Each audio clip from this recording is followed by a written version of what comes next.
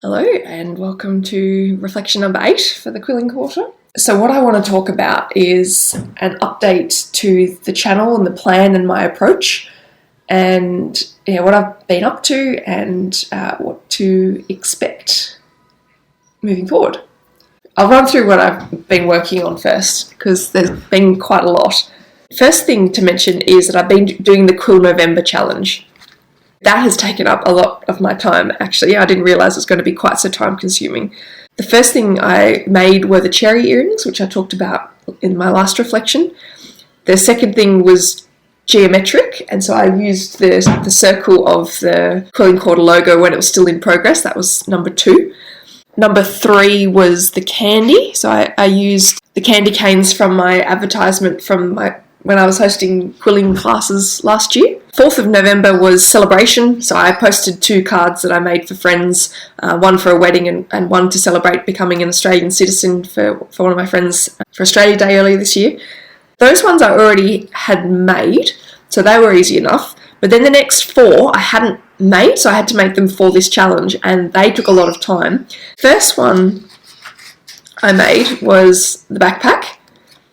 I found on Google Images there's like a cartoon picture of an actual backpack, so it looks like it's a 2D cartoon, and I thought that was quite fun. It's the first time I've actually ever used watercolours as the base. I got my watercolour pencils and I coloured in the base, and then I quilled on top of it. So it means that normally with my quilling, you have to look at it on an angle to see the colours properly, and when you look at it front on, you see the paper through it, and it just, I don't know, like sometimes it's not that doesn't look that great. It's not a nice effect. But I've noticed quite a few people on Instagram, especially pictures of flowers, they'll do a beautiful design as watercolour first and then they'll put the quilling on top of it. So no matter which way you look at it, you can always see the flowers and the colours. And I think that's a really nice idea.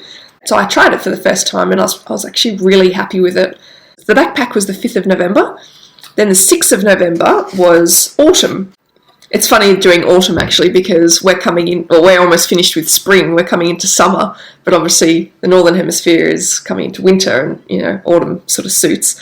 So I made this leaf, and again, I did the same approach as the backpack. I did watercolour underneath. I did that first, and I wanted to sort of show the gradation of the colours, and I'm super happy with this one. So the thing with both of these 2 designs, the outline is stuck down, but the actual bit inside I haven't stuck down yet because that's really time consuming, and I did it in one night. I could pull all the coloured bits out, but the outline is stuck and I've sort of stuffed it in. That's why it's holding all right, but if I tip it upside down, they'll all come out. The autumn theme was the 6th of November. Then the 7th of November was Zodiac.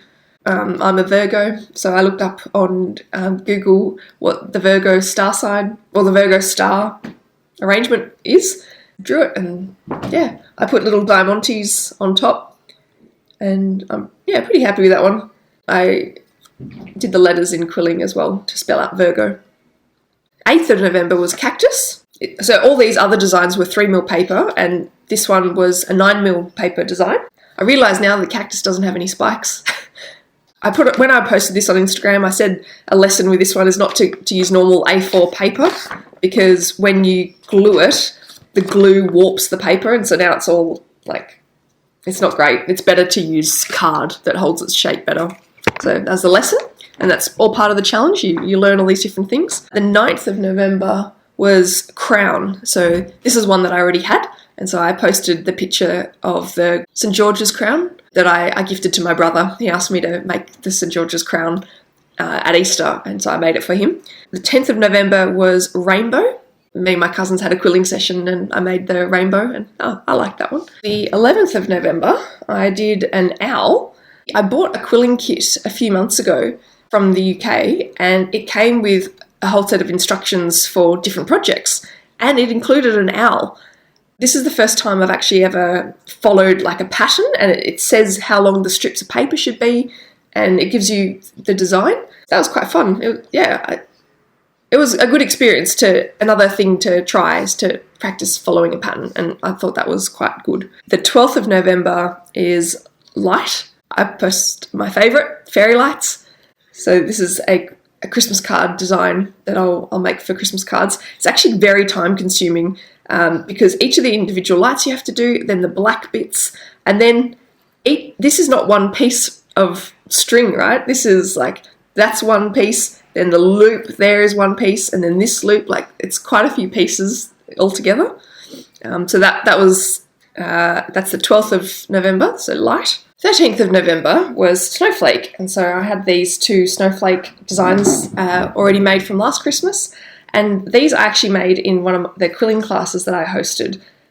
So we did 2 different, they're the same kind of design but with different colours. 14th of November is fish. So I did this Best Wishes Fishes sort of thank you card, I guess, a few months ago, and so that's what I posted. So that's the Quill November challenge. So I'm about halfway through at the moment. So in a couple of weeks, I'll go through all the other pieces that I made. The other thing that I'm working on at the moment is last night I started working on a 3D Christmas tree with a little star on top. And I've started making some tinsel, and I'm going to make like baubles. So yeah, I thought I'd get in early on the Christmas decoration train. The other exciting thing that happened last weekend was I went to the Sydney Quillers meeting, and it was fantastic. I had so much fun. I think there was 28 of us in total. Format of the day was, everyone says hello and catches up, because I think the last 2 meetings, definitely the last meeting was cancelled because of COVID. So this is the first time everyone's been able to catch up, and it was obviously my first time. I'd never been before. And everyone was just so, so lovely. Then we had 2 demonstrations. The first demonstration was from Leisha, actually, and she gave us each one of these paper bags with instructions and some pictures for inspiration for how to make a Christmas wreath. And she gave us each one of these sort of hook things, which were from her curtain rods. Like, they were curtain rings that she spray painted. And so we each got one of them. And she had also pre-cut she gave us all pre-cut leaves. So we were doing the easy part. It was just fantastic. She had done all the prep, and then we could just assemble it. This is the wreath that I made, and I'm super happy with it. I just think it's such a cool idea, and I never would have come up with this idea to do a curtain rod, spray paint it, and then turn that into a wreath Christmas decoration. I just think it's such a fantastic idea. And Leisha actually gave me hers, which was really kind. So this one is her wreath.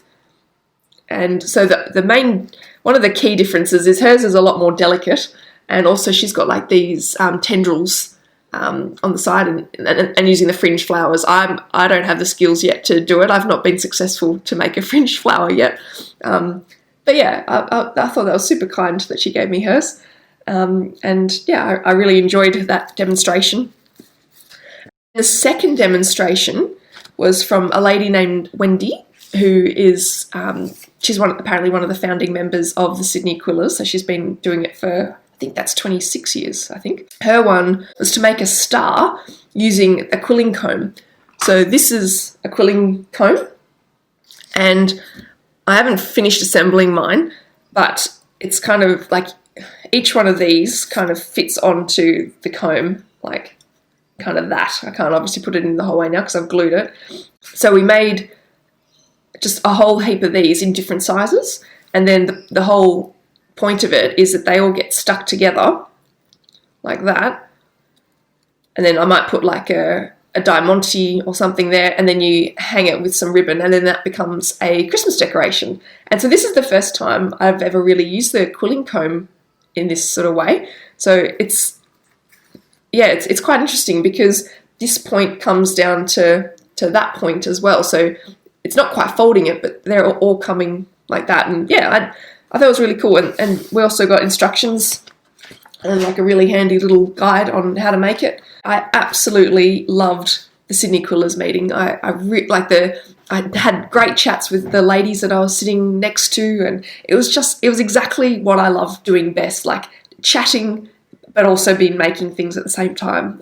That's just fantastic, and I cannot wait till the next one next year. Really looking forward to it. So then the last thing that I've been up to since I last posted was I've finished this book, Creativity Inc. by Ed Catmull. It was an interesting book. I'm going to do the book review as my next video. It was a good book. It's just not what I expected. So I definitely judged the book by its front cover and its back cover, thinking I knew what I was going to be reading, and it turned out to be quite different. I still enjoyed it, but more will be revealed during the book review, I guess, in a week or so. So yes, I finished that, made a lot of notes, and I've started writing my review. So that's everything I've been working on. So now is time to, I want to sort of reflect on where I've come so far, and it's a bit of a change to the channel format. Basically, the change that I've come up with is I'm going to post once a week from now on a 6-weekly cycle.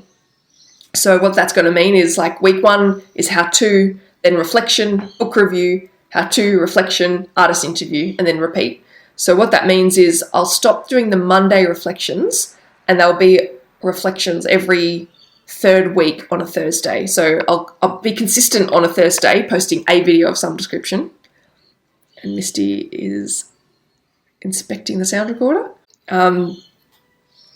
But yeah, I think this is just a more sustainable way for me to do things. Like I prefer to be consistent, and I don't want to sort of change what I'm doing all the time and post haphazardly. Like I want a consistent schedule, but I want it to be a sustainable one. And I need to find the balance between not exhausting all my creative energy and, pumping out things that I'm not proud of, with keeping something that I am proud of and that I have enough energy to make good.